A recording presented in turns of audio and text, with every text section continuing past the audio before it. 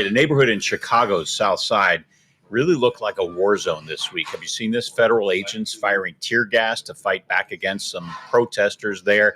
The clash started after an SUV carrying agents crashed into a car that they were going after. Dozens of masked immigration agents then they arrived at the scene. Residents poured out into the streets, as you see here.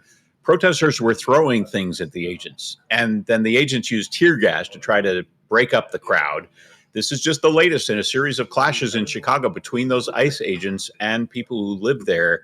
Jeremy Ross is a reporter based out of Chicago for us. Good morning. Thanks for being here, Jeremy. So talk about the coordination between local law enforcement and the feds when these kinds of situations are developing there. It is a very strained relationship, I think, is a good way of describing what you're talking about here. And it's not necessarily all centered around the politics of this, and there's lots of politics to go around. Chicago's top cop commenting about this very recently, talking about local police here. We're talking about the Chicago Police Department have to walk a very fine line because the laws that are here essentially say that local police, Chicago police officers, cannot directly enforce immigration. That's with the law of Chicago. That is the law of the state. So they have to essentially be in communication with these federal agents, but at the same time, not be in active cooperation. And that's just due to the laws here. And so Chicago police have been tasked not with a near impossible responsibility, certainly shy of that, but a difficult line to walk to make sure that if there's a crime that's committed, that they're on scene, that they're investigating, that they are allowing to make people safe. And that includes crowd control, which was the case yesterday. And talking about that crash that you're describing, it is where federal agents clashed with protesters just this week, starting after an SUV carrying agents crashed into a car that they were pursuing. A spokeswoman claimed that those agents, however, were struck in their vehicle before that occurred. Now, dozens of masked immigration agents arrived at the scene, neighbors pouring into the streets, protesters, as you mentioned, throwing things, agents then deploying tear gas to disperse the crowd. Among those impacted, by the way, with that tear gas, more than a dozen Chicago police officers there. So there appears to be some sort of communication breakdown with that, and that's something that authorities will be working on certainly in the days and potentially weeks to come. This is just the latest in these clashes between neighbors and agents in and around the Chicago area.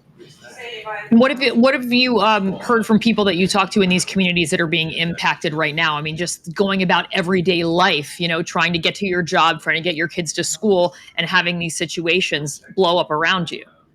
It has been very difficult, particularly in minority communities in and around Chicago, whether we're talking about African-American communities, Latino, Hispanic communities, Asian communities. There is a very real concern and a very real scare that's out there where your neighbor might leave to go to work and they're not sure if they're coming back home.